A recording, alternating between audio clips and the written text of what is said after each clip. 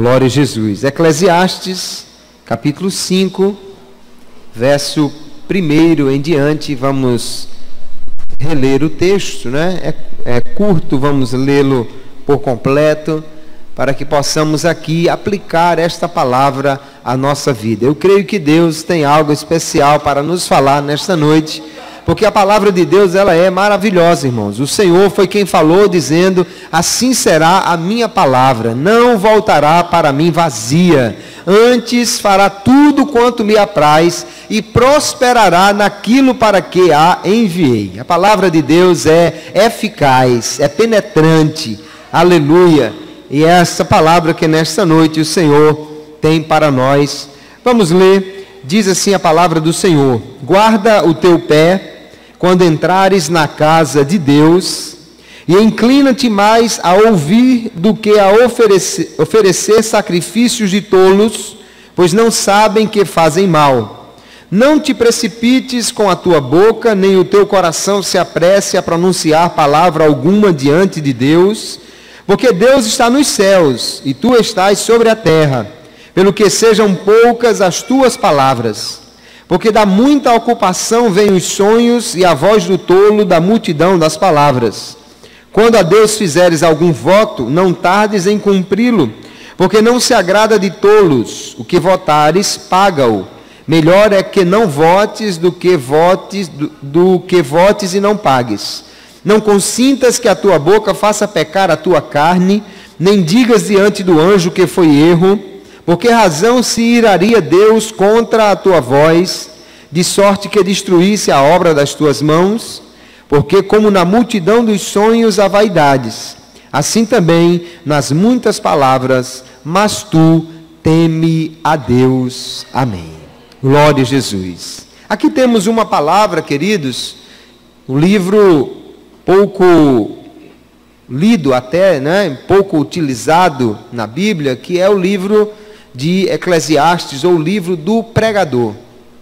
Tradicionalmente, esse livro é atribuído a Salomão, embora alguns estudiosos da Bíblia queiram colocá-lo num tempo mais próximo da época de Jesus, colocando aí no final do período do cativeiro. No entanto, não temos por que discordar da visão tradicional que Salomão tenha escrito este livro, mas a visão que este pregador, no hebraico chamado Coelet, e por isso às vezes ele é chamado por esse nome, o que o Coelet nos conclama aqui, é que a sua visão da vida é a vida debaixo do sol, a vida do homem aqui nesta terra. E ele vê que se o homem tem a visão apenas nesse espaço, nessa vida material, então tudo é vaidade. Tudo passa, o trabalho passa, a alegria passa, tudo passa. E o final de tudo ele diz que, no fim, o que importa realmente é que você tema a Deus e guarde os seus mandamentos. Então ele acaba nos levando ao entendimento de que realmente, por mais sábio, mais rico, mais alegre, mais trabalhador, mais próspero que o homem seja, ele não tem sentido na sua vida nem no seu trabalho, se ele não tiver Deus, se ele não estiver com o temor de Deus, que é a verdadeira sabedoria no seu coração. E somente com Deus como nosso Senhor, e com o temor de Deus nos guiando, é que nós podemos ter realmente uma vida com propósito, com sentido, uma vida que não seja vaidade, mas uma vida próspera aqui nesta terra, e próspera para a eternidade, pela vida eterna que o Senhor tem para nos dar. Então a visão do Eclesiastes às vezes parece ser muito pessimista, porque ele está olhando exatamente para a vida debaixo do sol, sem considerar a ação de Deus na vida do homem, para chegar ao final e dizer: teme a Deus, porque sem Deus não há sentido nesta vida em nada que alguém faça. E nesta noite eu quero trazer esta palavra aqui do capítulo 5, os primeiros versículos para nossa reflexão, quando o pregador, ele nos traz alguns conselhos quando nós vamos à casa de Deus. E por isso vamos falar então sobre a reverência que é devida ao Senhor. Se você não leu ainda o livro completo de Eclesiastes, eu recomendo que você leia. Você pode fazer isso até hoje à noite ainda, porque são poucos capítulos. E você vai ver que ele diz que enquanto a vida do homem é pura vaidade, ou seja, é algo que passa, é algo que não dura, ele diz, as coisas de Deus duram para sempre. E ele diz, Deus faz isso para que ele seja temido. É exatamente quando nós nos lembramos que nós somos fracos, falhos e passageiros, e Deus é eterno, todo-poderoso e imutável, é que nós nos lembramos que quando vamos à presença desse Deus, precisamos ter um comportamento à luz desse temor que temos dele. Precisamos entender na presença de quem estamos e como devemos nos comportar aí. Então vamos falar um pouco hoje sobre a reverência que é devida à casa do Senhor. Aqui nós vemos, primeiramente, o que significa reverência. Reverência tem um sentido de saudar alguém, né? Quando alguém cumprimenta alguém, diz, fez uma reverência. Mas o sentido em que queremos utilizar fala de um respeito muito grande, um respeito profundo, uma consideração que alguém tem por outro. Principalmente quando se fala das coisas sagradas, reverência significa respeito absoluto a isto. E ainda tem o sentido de um respeito de humildade, de alguém que realmente sabe que é menor do que o outro e tem reverência na presença dele, porque sabe que ele é maior, que ele é mais nobre, que ele é mais sublime. Então, reverência é este sentimento que temos quando nos chegamos à presença de Deus, de que Ele é grande, poderoso e digno, portanto, de todo respeito, digno de que nos comportemos com toda a atenção e dignidade diante dEle.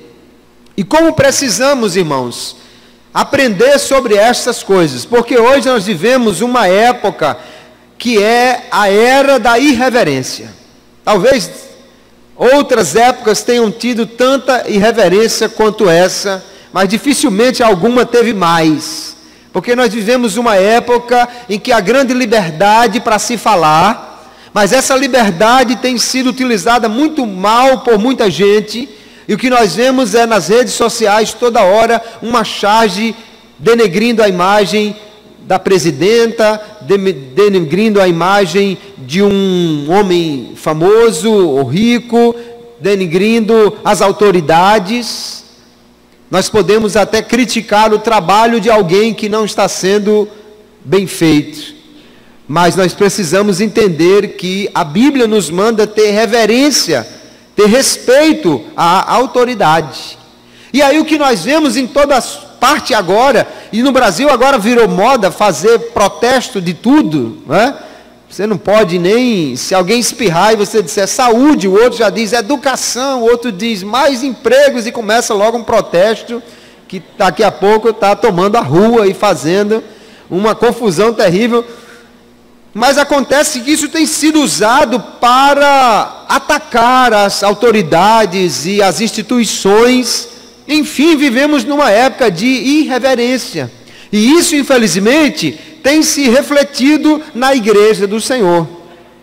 E as pessoas parecem que não têm mais o sentimento de que estão na casa de Deus e vêm de qualquer maneira, e fica de qualquer maneira, e se comporta de qualquer maneira. E nós precisamos ver nesta noite, então, que a palavra de Deus nos ensina para nós sermos reverentes diante de Deus e da sua palavra. Vamos, pois, tomando esse texto como base e vendo outros mais, aprender o que nós temos que ter de reverência na casa do Senhor nosso Deus.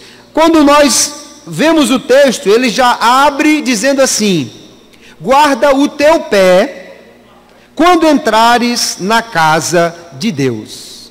Quando ele diz guarda o teu pé, ele não está dizendo amarre o sapato, ele não está dizendo tire a sandália e envolva o pé com algum tipo de coisa. Aqui é uma expressão idiomática, né, no hebraico, que ele quer dizer na realidade, seja reverente quando você for à casa de Deus. A tradução, a Nova Versão Internacional diz assim: quando você for ao santuário de Deus, seja reverente. Guarde o teu pé quando entrares na casa de Deus. Primeira coisa que nós temos que entender aqui é que ele deixa muito claro que nós estamos na casa de Deus. De quem é esta casa? É de Deus. Se você fosse à casa do governador, da governadora no nosso caso, se você fosse na casa do presidente do tribunal, você certamente não chegaria lá de qualquer maneira. Você não ia entrando e ia até a geladeira e tirava a água e fechava a geladeira com o pé, e você não ia logo fazendo qualquer coisa, porque você está na casa de alguém importante, de uma autoridade, e você não pode se comportar de qualquer maneira. Imagine na casa de Deus. Precisamos entender, irmãos, que quando nós entramos por aquela porta, nós estamos entrando na casa do Deus Todo-Poderoso, no santuário de Deus, aleluia. Não estamos na nossa casa. Quando você chega na sua casa, aí você senta do jeito que quiser, se espalha no sofá, não é? Liga a TV e tira um sapato e o outro assim com o próprio pé, né? E joga por ali, fica bem à vontade. Mas aqui nós estamos na casa de Deus, aleluia.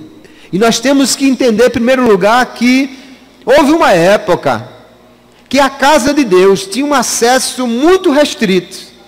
Só podia entrar no templo quem fosse sacerdote. E no santíssimo lugar, onde estava a presença realmente de Deus, só podia entrar o sumo sacerdote, e uma vez por ano. Mas agora que Cristo morreu por nós, então a Bíblia diz que nós temos ousadia para entrar no Santo dos Santos, para entrar na presença de Deus com ousadia. No entanto, nós não podemos confundir ousadia com irreverência. Uma coisa é ter o acesso facilitado, é podermos entrar. Outra coisa é podermos entrar de qualquer maneira e nos comportarmos de qualquer maneira ali. Aqui é a casa de Deus. A casa de Deus é um lugar santo, irmãos. A casa do Senhor, ela pode ter sido construída com os mesmos tijolos que a sua casa, ela pode ter a mesma tinta que a sua casa foi pintada, aqui pode ter sido feito serviço de limpeza com os mesmos produtos que você usa na sua casa, mas este lugar é santo. Não é santo porque as pedras, o piso, o material é diferente. Mas a casa de Deus é santa porque foi consagrada a Ele e porque Ele está aqui. No Salmo 93, o salmista diz: muito fiéis são os teus testemunhos. E ele completa: a santidade convém à tua casa, Senhor, para sempre. Quando ele disse isso, a casa de Deus era o santuário onde só os sacerdotes entravam. Hoje ela está aberta a mim e a você, porque nós somos também sacerdotes de Deus. Fomos feitos pelo Senhor reis e sacerdotes. Mas Ele não deixou de ser o mesmo Deus santo. A sua casa não deixou de ser um lugar santo. Até porque, queridos, o lugar onde Deus está, qualquer que ele seja, se torna um lugar santo. Quando ele apareceu a Moisés lá na sarça, quando ele apareceu a Josué lá próximo ao Jordão, ele disse em ambas as ocasiões: tira os sapatos dos teus pés, porque o lugar em que tu estás é terra santa. Aleluia. Era uma sarça no meio do deserto. Era uma terra como outra qualquer. E depois que Moisés falou com Deus e saiu dali, voltou a ser a mesma areia quente que era, e os animais rastejaram por ali, e tudo permaneceu como estava. Mas enquanto ele estava na presença de Deus, Deus disse: alto lá, não chegue para cá de qualquer maneira não. Não se aproxime sem a devida reverência. Tire as sandálias dos seus pés, num sinal de humildade, de reverência, e se achegue com esse entendimento, porque o lugar aonde você está é um lugar santo. Aleluia. Nós temos que ter esse entendimento, irmãos. Durante o dia em que a irmã está aqui fazendo uma limpeza e os irmãos estão trabalhando ali na obra, é um prédio como outro qualquer. Mas na hora que nós estamos aqui no culto, esse lugar se torna o santuário de Deus. O mesmo Deus que disse a Moisés, o mesmo Deus que falou a Josué: não venha de qualquer maneira para perto de mim. É o mesmo Deus que está aqui nesta noite dizendo: este lugar é santo. Aleluia, este lugar é santo.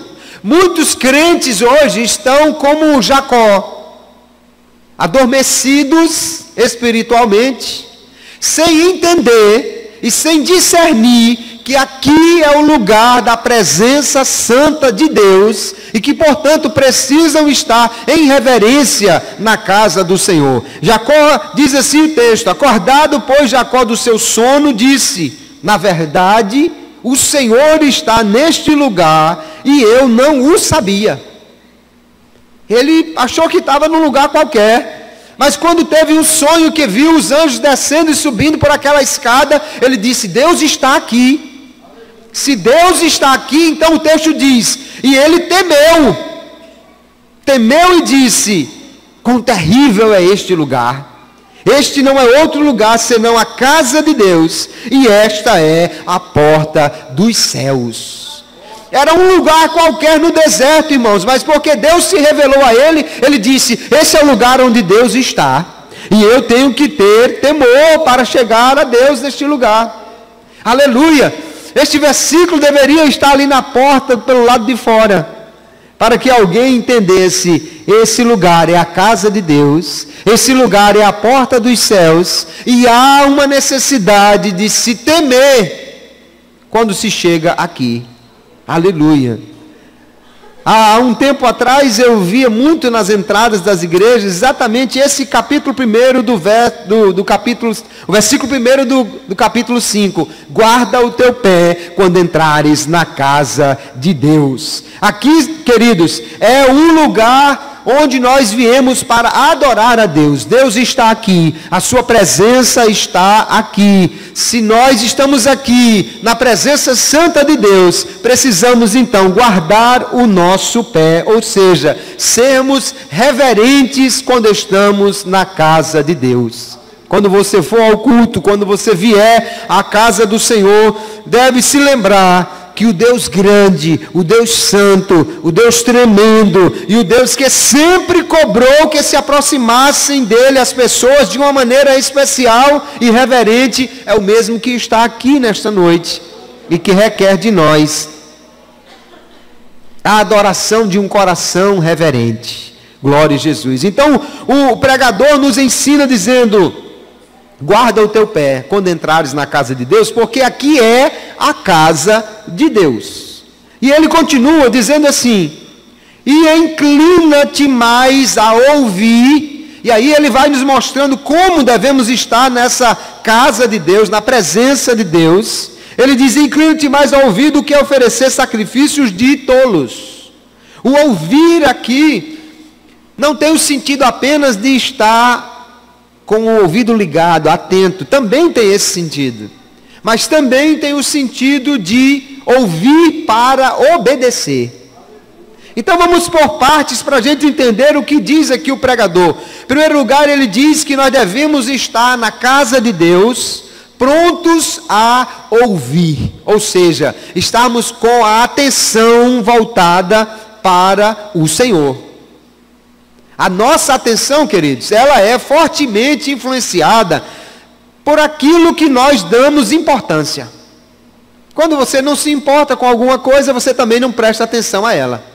Mas quer ver, você está esperando o resultado do vestibular e de repente você está em casa e na televisão diz: agora vai passar aqui a lista dos aprovados com o vestibular.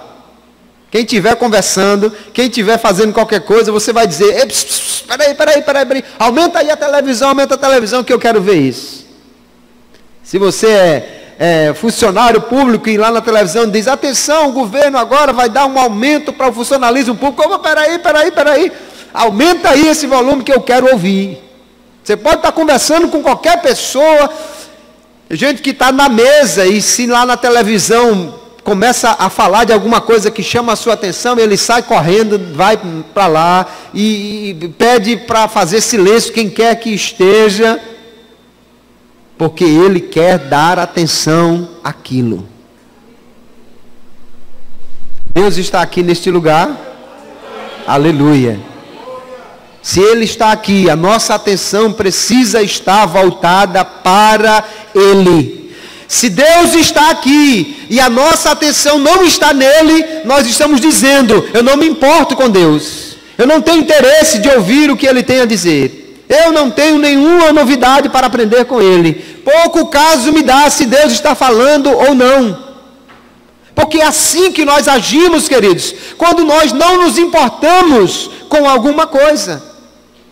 Quando você se importa com algo, quando você quer realmente ouvir alguém falar, você dá toda a atenção a esta pessoa. Se você é profissional e você vai a uma palestra lá para aprender a melhorar a sua profissão, se tiver do lado alguém conversando, você já está dizendo: meu amigo, segura aí, deixa para conversar depois, que agora eu tenho que aprender esse negócio para poder eu melhorar na minha profissão, eu ganhar meu dinheiro, eu fazer alguma coisa. Então nós damos atenção àquilo que nos importa, aquilo que é importante para nós. E a pergunta é: Deus é importante para você?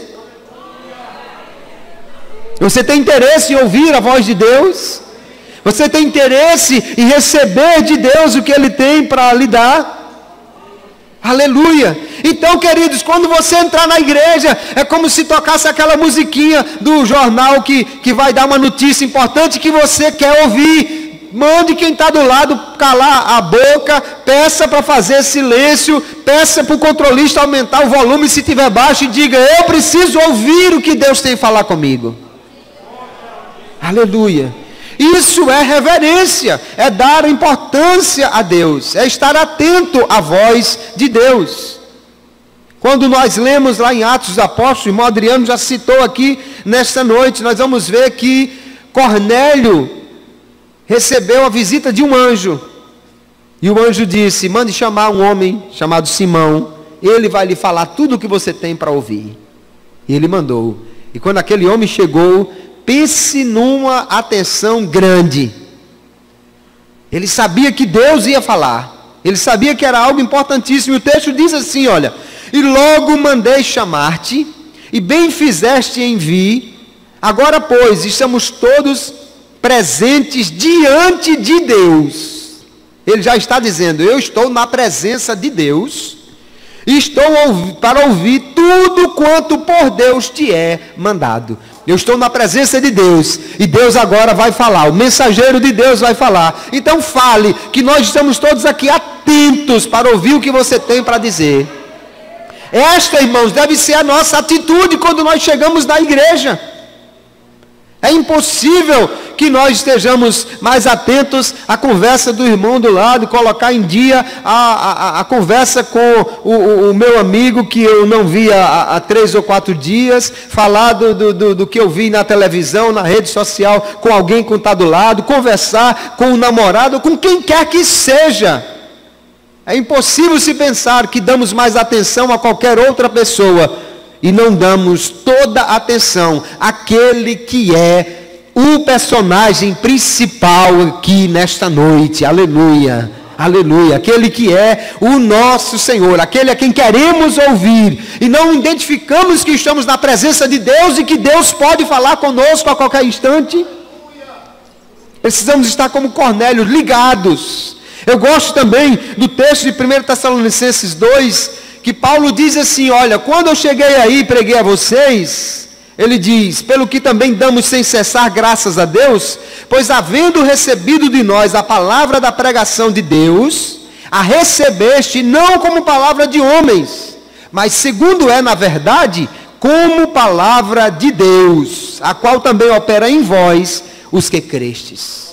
Aleluia, ele louva a Deus, ele agradece a Deus por aquela igreja lá em Tessalônica, que ele diz: quando eu cheguei aí e preguei a palavra, vocês não me ouviram como um homem, vocês não ouviram como se fosse um orador qualquer, mas vocês me ouviram como de fato é a palavra de Deus que foi pregada. Aleluia.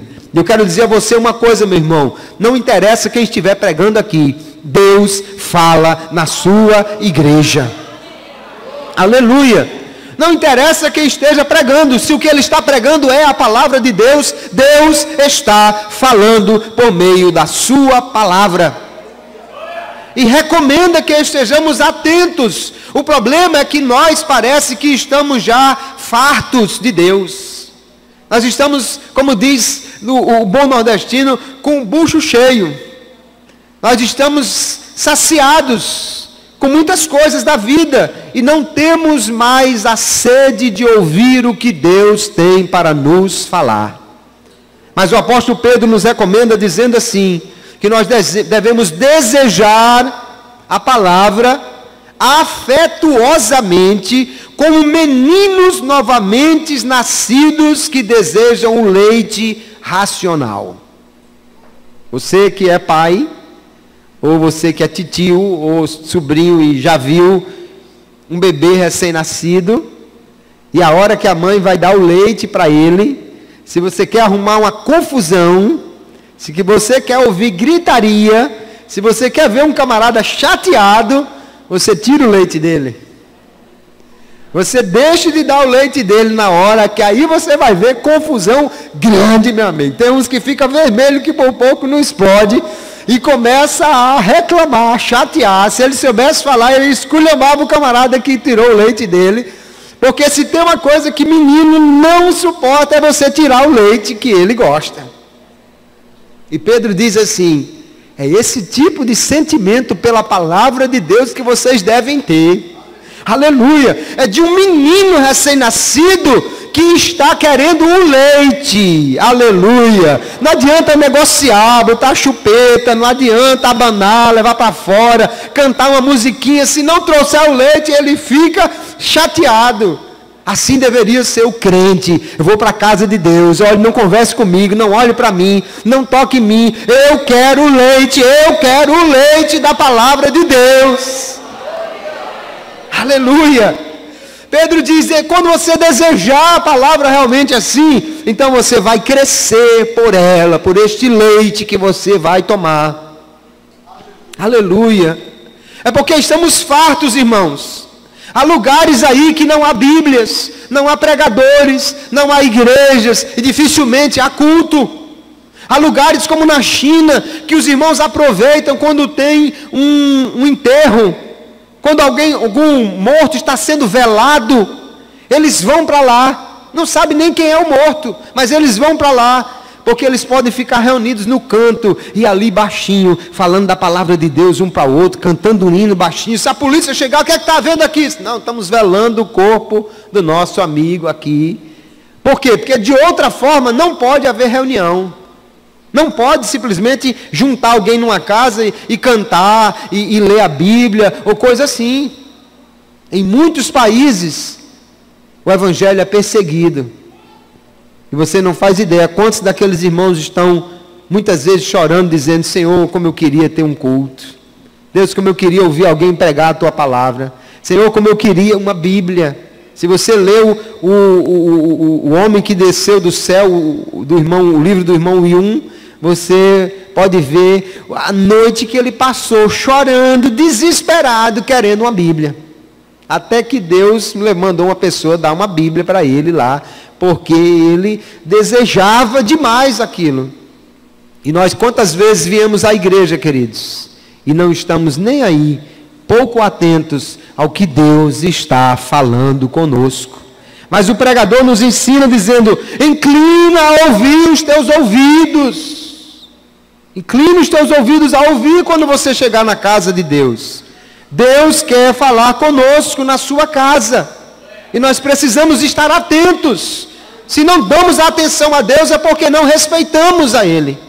Se não damos atenção a Deus, é porque não temos interesse no que Ele tem a nos falar. nós sempre valorizamos aquilo que nós valorizamos. Sempre queremos mais aquilo que nós valorizamos. Sempre damos atenção àquilo que nós damos valor. E precisamos então dar muito valor à palavra de Deus. Ele é o convidado da noite, ele é o convidado especial, ele é o dono da casa, ele é o orador principal, ele fala no hino, ele fala na leitura, ele fala por meio do pregador. Então, quando você estiver na casa de Deus, deixe o seu ouvido ligado para ouvir, e a atenção total é para ele. Ele quer falar conosco. Aleluia. E o ouvir aqui, queridos, não é só o ouvir e guardar, ouvir, tudo bem, ouvir na Bíblia, especialmente no Antigo Testamento, o verbo utilizado aqui no hebraico tem o sentido de ouvir para obedecer.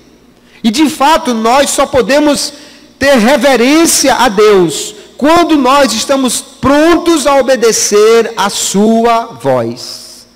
É impossível você dizer que é reverente se você não está pronto a obedecer a voz de Deus. Quando nós obedecemos ao Senhor, nós o honramos. Nós estamos dizendo, o Senhor é quem manda, o Senhor é o chefe, o Senhor é quem fala, e eu estou pronto para ouvir.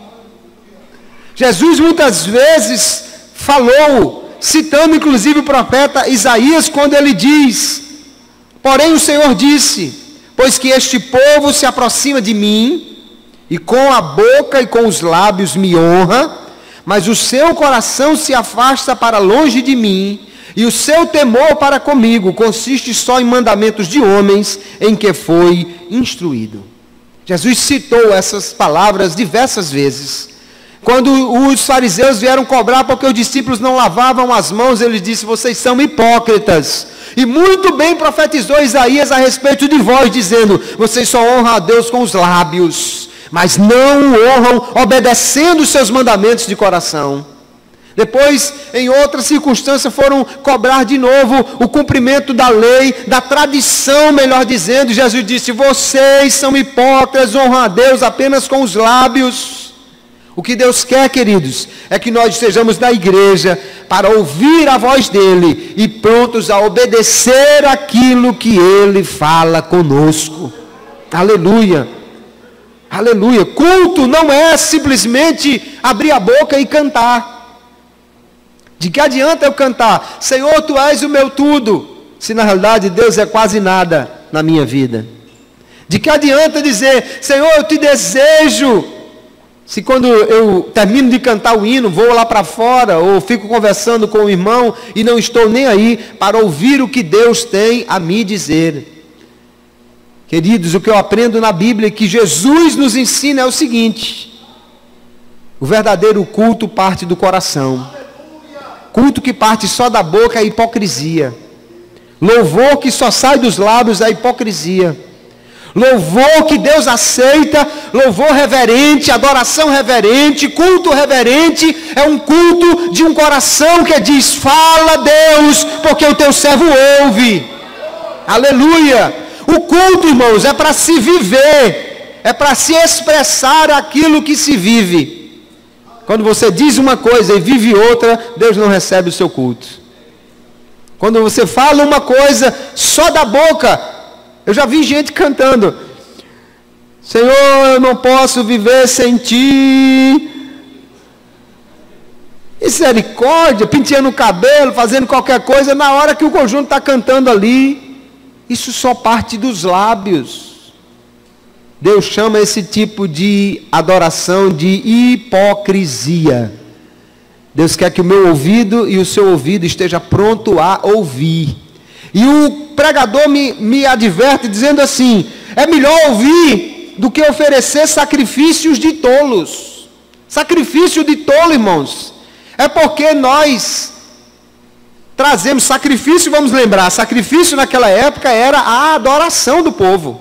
Quando você queria adorar, você não ia: irmão, eu quero cantar um hino no culto. Não, porque ninguém cantava hino no tabernáculo. Ninguém pedia a oportunidade para ir lá na frente agradecer uma bênção no templo de Salomão. Não. Você queria agradecer uma bênção, você queria louvar a Deus, você queria oferecer sua adoração a Deus, você trazia um animal e oferecia em sacrifício ao Senhor. O sacrifício era o culto, o sacrifício era a adoração, o sacrifício era a oferta em ações de graça. Você trazia a oferta da sua colheita e você estava dizendo obrigado. Você não vinha na frente aqui, eu vou cantar um hino agradecendo a Deus pelo que Ele fez. Não, você trazia o sacrifício. E o que ele está dizendo é: Deus não aceita sacrifício de tolo. O que seria o sacrifício de tolo? Se nós não ouvimos a Deus, como podemos saber de que Ele gosta? E aí, se você oferece a Deus uma coisa que Ele não gosta, isso é um sacrifício de tolo. Imagine que você chama um irmão para jantar, almoçar na sua casa. Chama o pastor, né? Vamos dar um exemplo. Isso. Aí, você gosta muito de uma coisa, de uma comida, mas eu não gosto. Aí você diz: não, mas, eu sou o dono da casa e eu gosto e eu vou fazer e acabou-se. Será que você vai me agradar?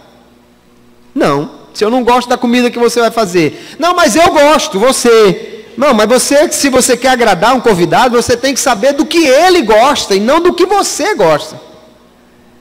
Então, se eu quero oferecer o sacrifício a Deus, a minha adoração, o meu culto, eu não posso fazer alguma coisa que eu goste, mas eu preciso fazer algo que Deus goste. Se Deus gosta, Ele se agrada. Se Ele se agrada, Ele recebe. Se Ele recebe, então a adoração atingiu o seu objetivo. Nós não podemos, queridos, fazer um culto sem ouvir a voz de Deus. Eu preciso conhecer na palavra, eu preciso ouvir, eu preciso estar com o ouvido atento para ouvir quem Deus é, do que Ele gosta, do que Ele agrada. Só assim eu poderei oferecer realmente um culto que Ele receba. Sacrifício de tolo é quando nós queremos fazer alguma coisa, mas não fazemos da maneira que Deus se agrada. Nós vamos ver, inclusive, que muita gente ia ouvir a Deus, ia ouvir a palavra de Deus pelo profeta, mas não ia ouvir porque quisesse agradar a Deus. Antes queria era uma palavra de bênção. Você pensa que isso é coisa dos nossos tempos, do povo ir para a igreja só para ouvir uma palavra de bênção? Diga aí, diga assim, receba. Diga aí como Deus me ama. Diga aí como Ele quer me abençoar. Diga aí como eu sou importante. Diga aí, pregador. Não é só no nosso tempo que tem isso não, irmãos. Na época do profeta Ezequiel já tinha isso. E Deus diz assim para ele, o meu povo vem a você, Deus falando com o profeta, como costuma fazer, e se assenta para ouvir as suas palavras. Olha que maravilha, o povo ia lá na sinagoga ouvir o que o profeta Ezequiel tinha a dizer. E Deus diz: mas não as põe em prática. Com a boca eles expressam devoção, mas o coração deles está ávido de ganhos injustos. Eles iam para a sinagoga, iam ouvir a palavra do profeta, mas o coração deles não estava aí. Eles não estavam ouvindo, dizendo: fala, Senhor, fala comigo, eu preciso me consertar. Deus, fale comigo, eu preciso me ajeitar. Deus, eu preciso fazer o que é certo aos teus olhos. Não, ele estava só dizendo: diga a palavra de bênção aí, diga que Deus vai me abençoar, que eu vou ganhar muito dinheiro, diga que eu vou prosperar, diga. Quantos não estão vindo à igreja, ou às igrejas, irmão, dessa maneira? Marque um jejum e uma consagração para ver quantos vêm. Agora diga que é o culto da vitória, da bênção que você vem receber a sua vitória, quantos virão? Mas nós podemos entender pela palavra de Deus, que quando vamos à casa do Senhor, vamos para ouvir para pôr em prática, ouvir para obedecer, ouvir para fazer aquilo que Ele tem para nós. Lá no profeta Samuel, ele já havia dito a Saul: obedecer é melhor do que sacrificar. E sacrificar ali é exatamente oferecer o culto. Lembre sempre disso. Sacrificar ali não irmão, é fazer um esforço para ir para a igreja e tal. Não é disso que ele está falando. Sacrifício no Antigo Testamento era o louvor, a adoração, a gratidão. Isso era o culto, era o sacrifício. Então o que ele está dizendo na realidade é melhor obedecer do que prestar culto. Deus não recebe culto de um coração que não o obedece. Deus não recebe culto nem adoração de um coração irreverente que não está pronto a obedecer a sua palavra. Deus diz por meio do profeta Isaías, no capítulo 66, eu sou o Deus, criador de todas as coisas, que habito no alto e sublime lugar, mas eu vou dizer a vocês para quem eu olharei, para o contrito de coração, e para o que treme diante da minha palavra, para esse eu olharei. Aleluia. Deus quer de nós um culto reverente, irmãos. Deus quer de nós atenção para ouvirmos a sua palavra e para colocarmos em prática. Ao ouvir a palavra de Deus, nós precisamos dizer, Deus falou comigo. E agora eu tenho que ver se eu estou de acordo com essa palavra, para melhorar a minha prática, a minha vida. Glória a Jesus. Ainda o pregador continua nos dizendo, cuidado com a sua fala. Ele diz, não te precipites com a tua boca. E aí ele fala uma série de coisas aqui. Em suma, ele está dizendo, assim como quem se preocupa com muitas coisas termina sonhando com elas, assim que quem faz muitas coisas acaba se envolvendo em coisas fúteis, em vaidade. Ele diz também, o que fala muito acaba errando. E aí ele diz, pelo que sejam poucas as tuas palavras. O que ele está nos exortando é a falarmos pouco e a sermos prudentes naquilo que falamos. Se devemos falar pouco na casa de Deus, eu entendo que devemos falar só o necessário. E sabe o que é mais necessário aqui dentro? É glória a Deus, é aleluia, aleluia. Isso é necessário, aleluia. Marcar para onde vai lanchar com o irmão depois do culto, isso não é necessário durante o culto, irmãos.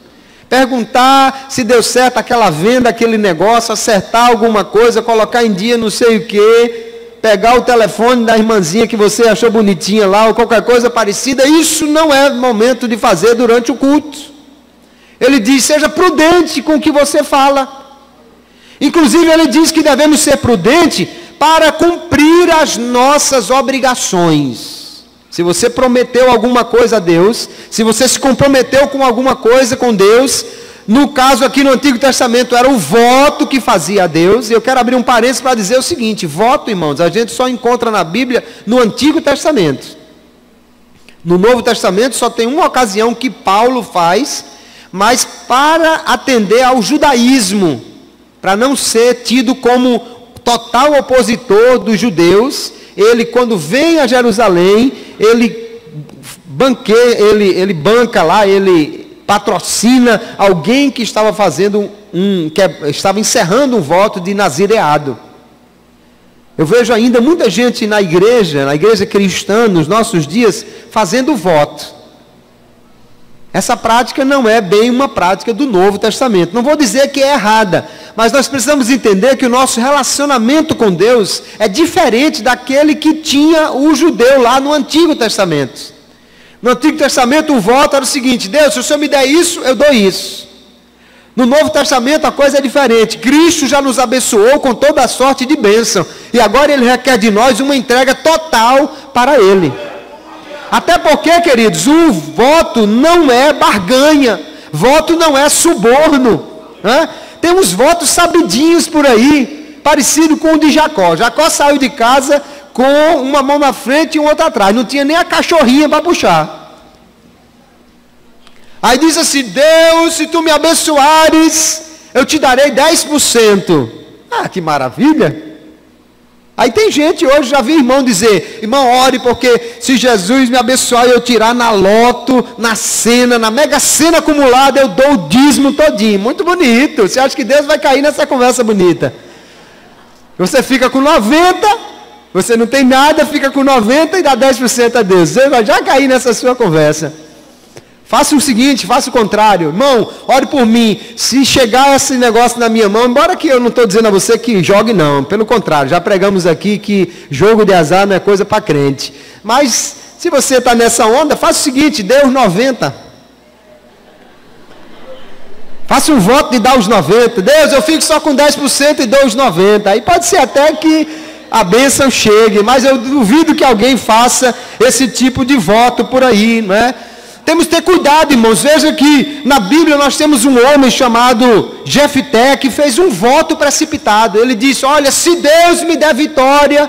Ora, o camarada já não tinha muito crédito, recebeu uma oportunidade ali, não tinha confiança, não tinha comunhão com Deus. Essa é a tônica do livro de Juízes, né? O povo não estava buscando a Deus, e em vez de buscar a Deus humildemente e dizer: Deus, tem misericórdia, abençoa o teu servo e glorifica o teu nome no que eu fizer, ele fez um voto: se Deus me der vitória, quando eu chegar em casa, o que sair primeiro ao meu encontro, eu vou oferecer em sacrifício a Deus.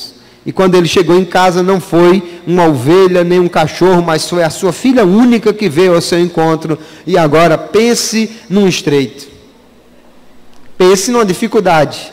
Então, o que está dizendo o pregador é: cuidado quando você for se comprometer com alguma coisa com Deus. É melhor que você não se comprometa do que você se comprometer e depois não cumprir.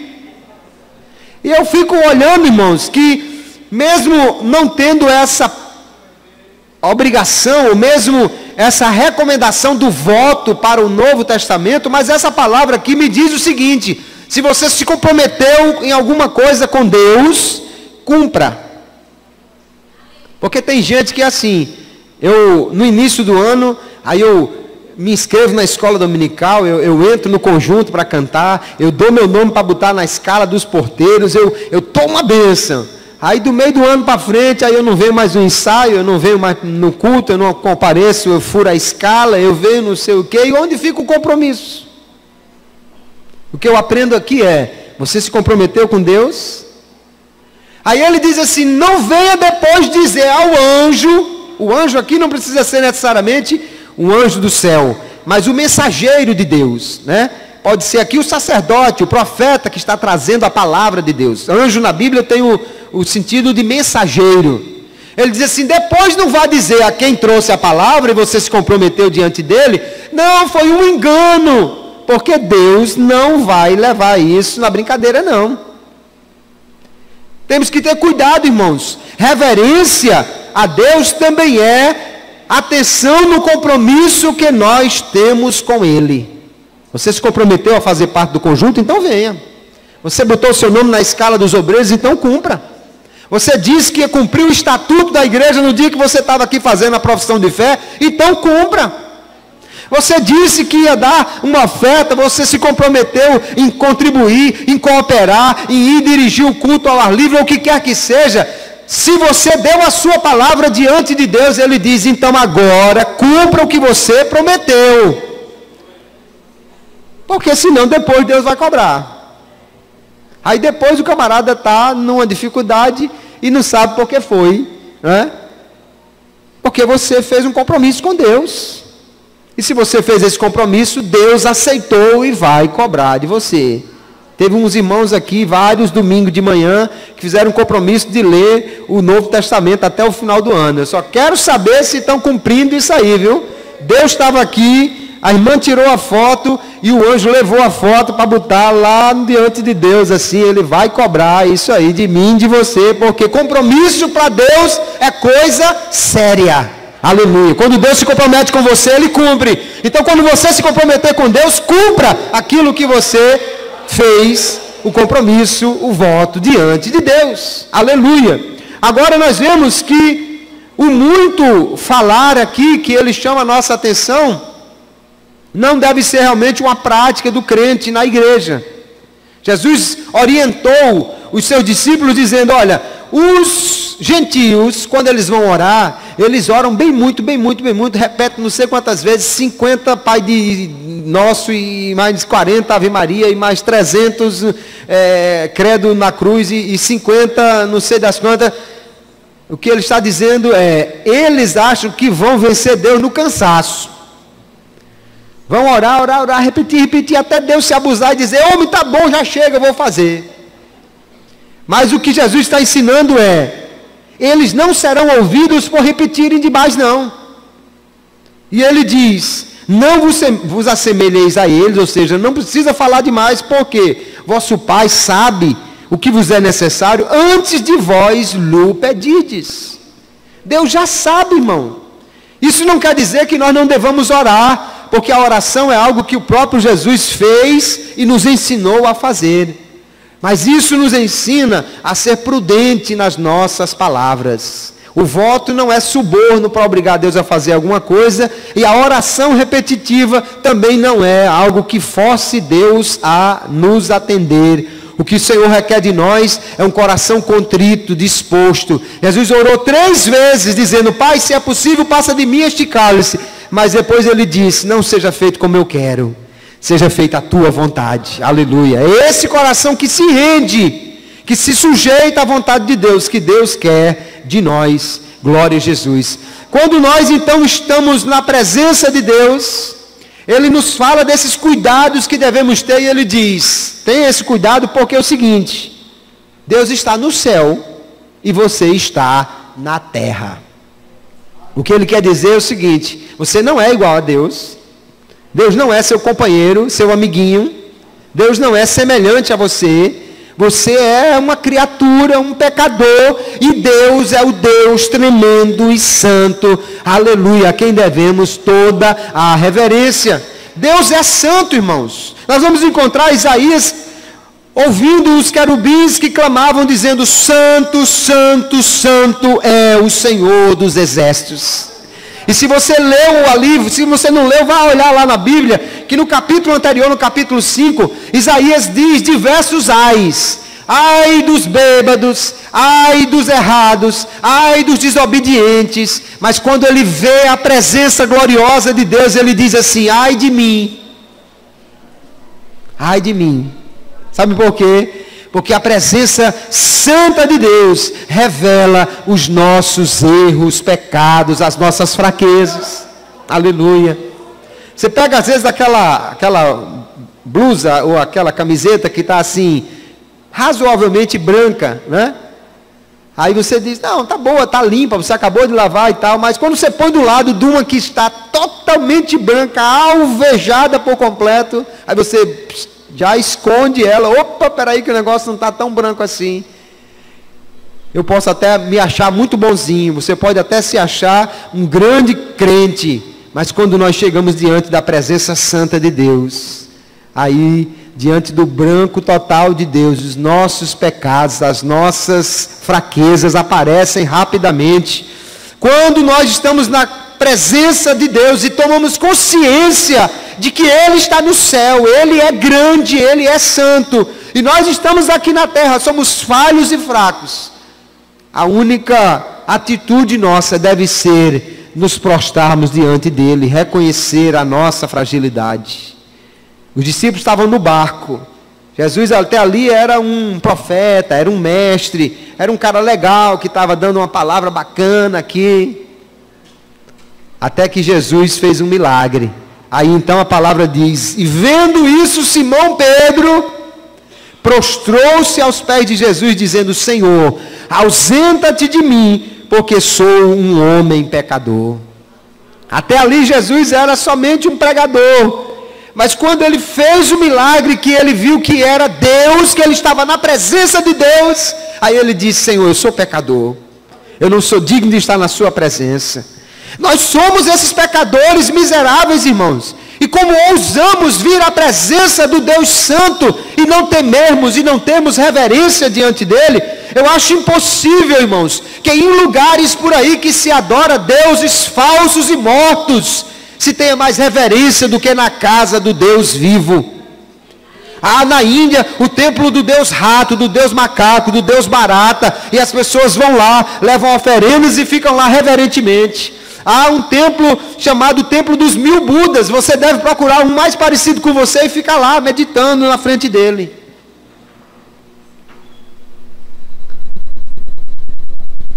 Aqui está o Deus vivo. Aqui está o Deus que fala, que ouve, que responde, que faz milagres. Aleluia.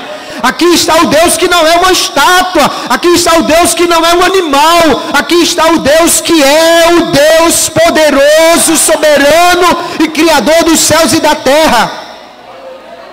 Como é possível que o sujeito esteja mais reverente na presença de um rato na Índia do que um crente na presença do Deus Todo-Poderoso. Como é possível que as pessoas vão a um lugar cheio de estátuas e sejam mais reverentes lá do que nós aqui? Ouse fazer barulho, ouse entrar de sandálias numa mesquita, ouse. E nós, os crentes, ousamos entrar na casa de Deus, rindo, fazendo brincadeira, aproveita o friinho do ar-condicionado para ficar agarradinho com o namorado. Este lugar é a presença do Deus Santo manifestada, aleluia. Aqui temos que ter reverência, irmãos. Um pregador nos ensina: tenha cuidado, porque Deus está no céu, você está na terra. Ele não é seu companheirozinho, seu amiguinho, não. Ele é o Deus Criador, o Deus que fez tudo, o Deus alto e sublime, e você é um pecador que está aqui. Aleluia. Ele nos ensina a ter reverência diante de Deus, queridos. Se Deus é santo, a palavra de Deus diz: sede santos, porque eu sou santo. Se Deus é santo, nós precisamos ser santos também, nos comportar como santos na presença de Deus. A nossa santidade, ela começa no interior, mas a nossa santidade também espelha o nosso exterior. Jesus disse em Mateus 23 e 26, fariseu, limpe primeiro o interior do copo, para depois limpar o exterior. Mas ele não mandou só limpar o interior, não, ele mandou limpar os dois. É certo, e nós vemos na Bíblia, queridos, que não devemos buscar apenas uma santidade exterior. Tem gente por aí pensando que santidade é muito pano. Se fosse assim, as mulheres que usam burca eram as mais santas do mundo. Tem gente achando que santidade simplesmente é usar uma roupa num padrão X ou Y. Santidade não começa por aí. Santidade começa no coração. Mas também não se admite que um santo, que tem o coração santo e o temor diante de um Deus santo, se vista como um depravado. Tem a aparência de alguém que não é santo. Veja o que a Bíblia nos recomenda. Pedro falando na sua primeira epístola: considerando a vossa vida casta, ele está falando para as mulheres que não têm maridos crentes, que devem se comportar, e ele diz, para que o seu marido veja a sua vida casta, em temor a Deus, e ele diz, o enfeite dessas mulheres não seja o exterior, no frisado dos cabelos, no uso das joias de ouro, na compostura das vestes, mas o homem encoberto no coração, no incorruptível traje de um espírito manso e quieto, que é precioso diante de Deus. O que Pedro está falando aqui, queridos, não é ou isso, ele está falando o que é prioridade. A prioridade não é o exterior, a prioridade é o interior. Mas o interior se reflete no exterior, principalmente quando estamos na casa de Deus. Olha ainda Paulo falando a Timóteo: da mesma forma, quero que as mulheres se vistam modestamente, com decência e discrição, não se adornando com tranças e com ouro, nem com pérolas ou com roupas caras, mas com boas obras, como convém a mulheres que declaram adorar a Deus. De novo, o que Paulo está dizendo não, opte pelo interior ou opte pelo exterior. Não, não é isso que ele está dizendo. Ele está dizendo a prioridade é o interior. Mas se o interior é santo, o exterior refletirá esta santidade. Eu fico preocupado e vejo, irmãos, que nas igrejas, infelizmente, as pessoas muitas vezes não sabem se vestir.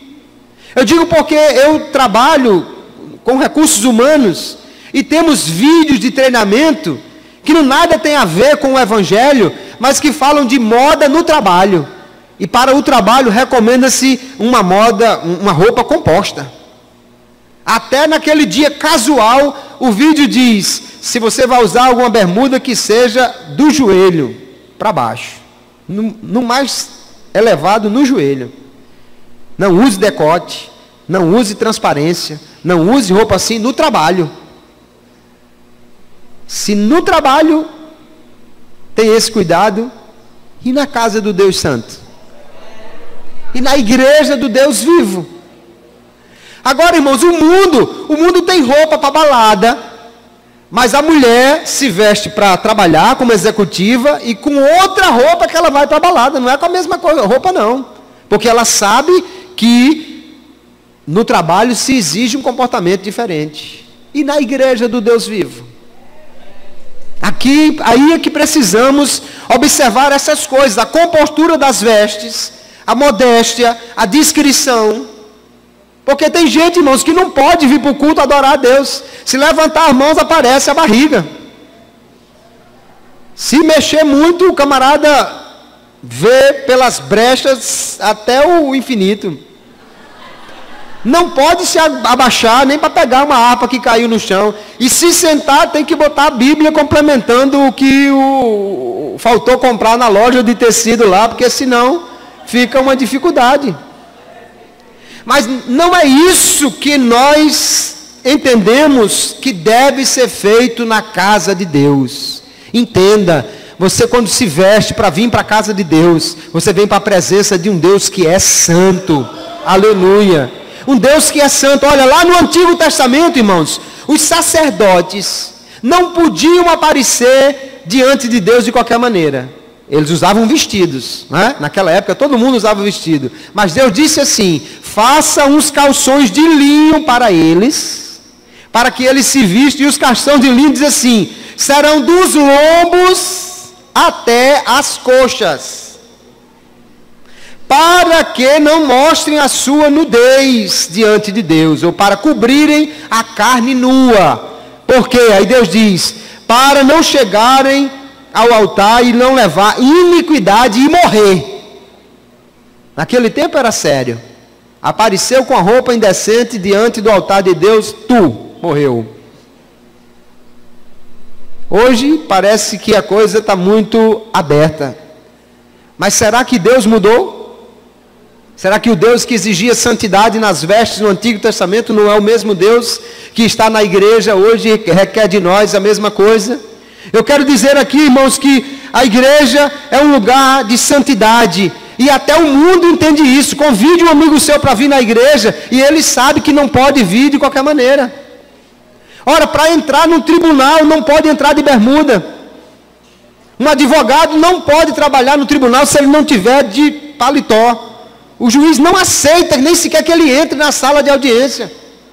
E como na igreja nós achamos que podemos vestir de qualquer maneira, entrar de qualquer maneira, ficar de qualquer maneira, temos que ter cuidado. E aqui eu quero dizer uma palavra especialmente aos solteiros, homens e mulheres.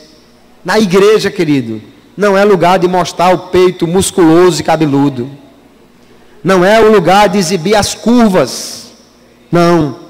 A igreja é lugar de adorar a Deus. Até porque eu quero dizer uma coisa para você, olhe, preste bem atenção. Exibição de carne não atrai ovelha, mas atrai lobo. Exibição de carne não atrai ovelha não, porque a ovelha não gosta de carne. Mas atrai lobo, que é uma beleza, porque lobo gosta de carne, meu amigo. Então não venham exibindo suas carnes na igreja. Igreja é lugar de adoração. Venha com amor, uma composta, que você possa levantar a mão e glorificar a Deus sem mostrar o umbigo, que você possa adorar ao Senhor sem mostrar a sua roupa íntima, que você sente tranquila, sem precisar estar esticando um tecido que não tem elástico. Venha com o coração pronto para adorar, mas também com um exterior que reflita a santidade que há no seu coração. Aleluia. Se o coração é santo, o exterior também deve ser. Se o homem interior é santo, o que está no exterior também deve refletir esta santidade. Ninguém espera de uma pessoa santa que ande por aí vestido como um qualquer ou uma qualquer, que exiba o seu corpo. Porque a Bíblia nos ensina a andar modestamente, a vestir com roupas compostas. Aleluia. Temos que ter cuidado quando estamos na casa de Deus. E eu estou já encerrando, eu quero deixar algumas orientações práticas para encerrarmos. Quando você vem ao culto, não espere o culto começar para depois entrar na igreja. Tem gente que fica lá fora esperando que o culto comece para depois entrar. O culto começa no seu coração quando você dobra o joelho aqui e começa a falar com Deus. Houve um tempo que cada crente que chegava na igreja dobrava os joelhos e ia orando até que o dirigente batesse na campainha para começar realmente o culto. Mas o culto já começava com língua estranha, com profecia, com salvação de alma, com o poder de Deus e com milagre. O problema, irmãos, é que nós estamos esquecidos desse tempo. E ficamos batendo papo, conversando, falando ao celular e passando uma mensagem, um SMS para um, torpedo para outro, um negócio, esperando da hora para começar o culto. Comece o culto no seu coração e você vai ver que vai ser diferente quando começar na igreja. Aleluia. Se tiver de entrar depois do início do culto, ou seja, se você chegar atrasado é depois que o culto começou.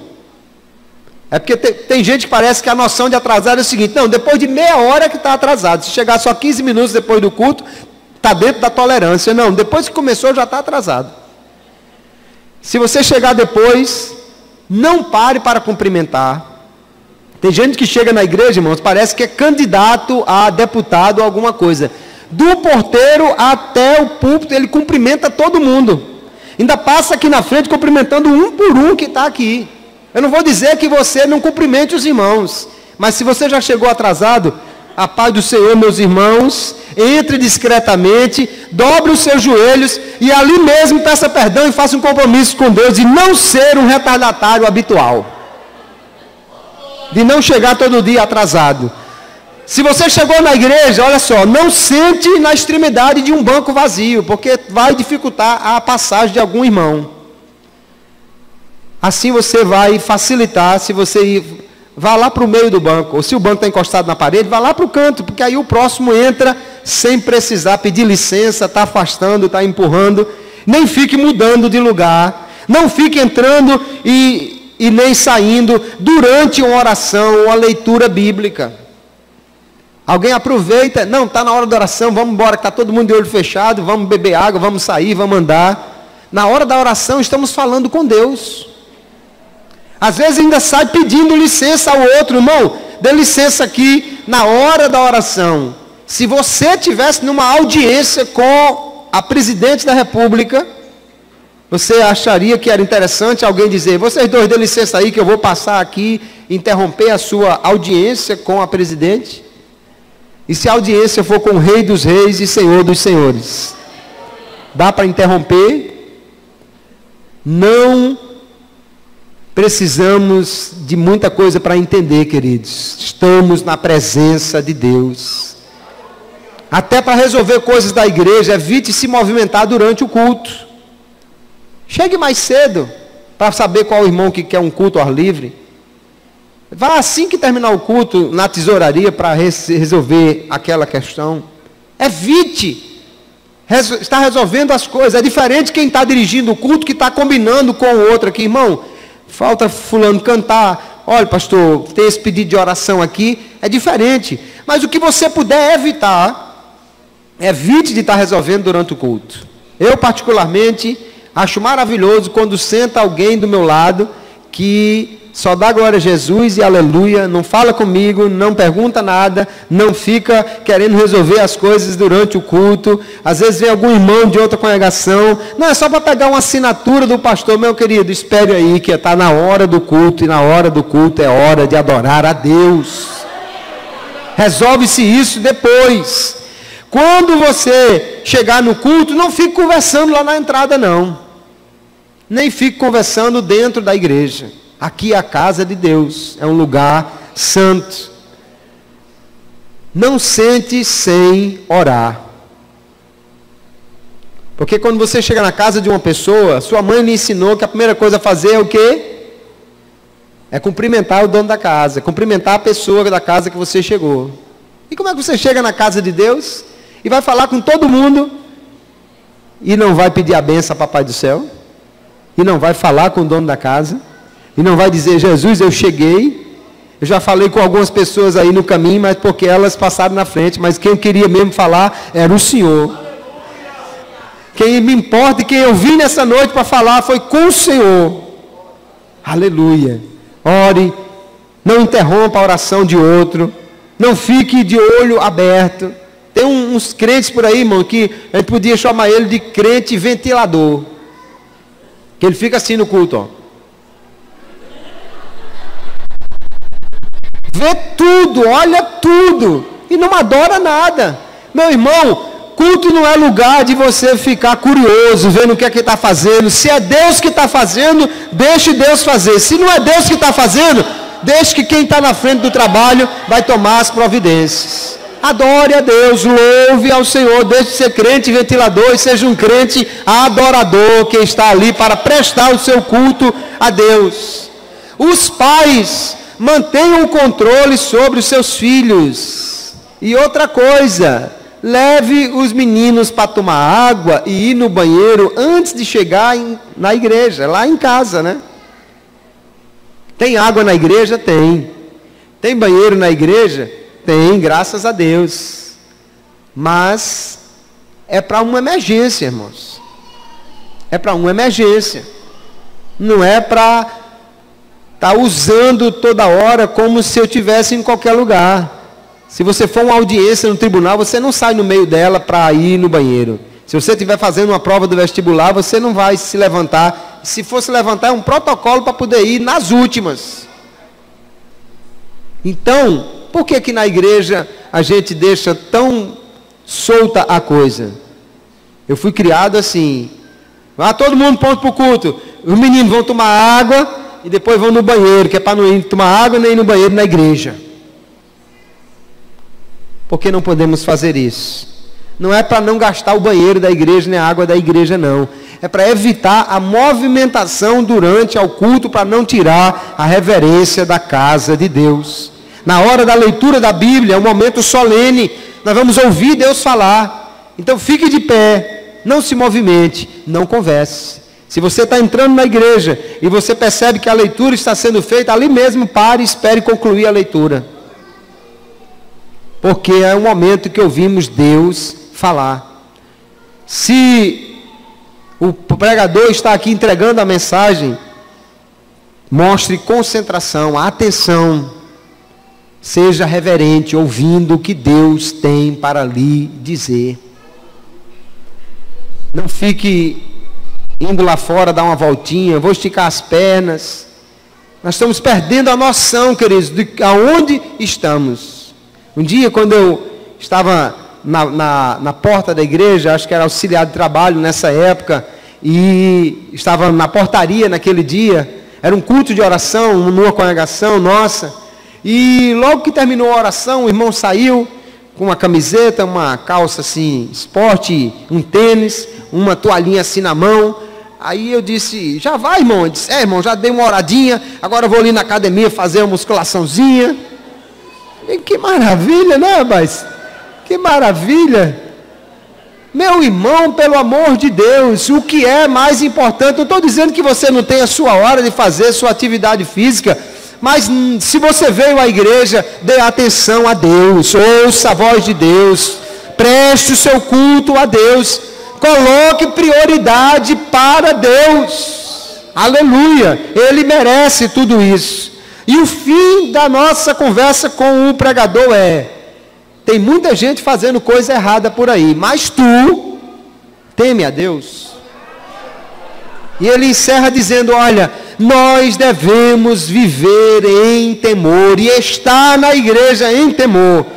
Isso não era só no Antigo Testamento, não, irmãos. No Novo Testamento, o escritor aos Hebreus diz assim, pelo que, tendo recebido um reino que não pode ser abalado, ele está dizendo, olha, aqueles ouviram a voz de Deus no Sinai, mas você tem uma coisa mais elevada ainda. Ele diz, retenhamos a graça pela qual sirvamos a Deus agradavelmente, com reverência e piedade, porque o nosso Deus é bonzinho, é Deus da graça, mas também Ele é um fogo consumidor. Deus continua sendo um fogo santo, O fogo fala exatamente de limpar as impurezas, de santidade, de queimar aquilo que não importa. E ainda o apóstolo Pedro diz: se invocais por Pai aquele que sem acepção de pessoas julga segundo a obra de cada um, você chama Deus de Pai? Então ele diz: andai em temor durante o tempo da vossa peregrinação.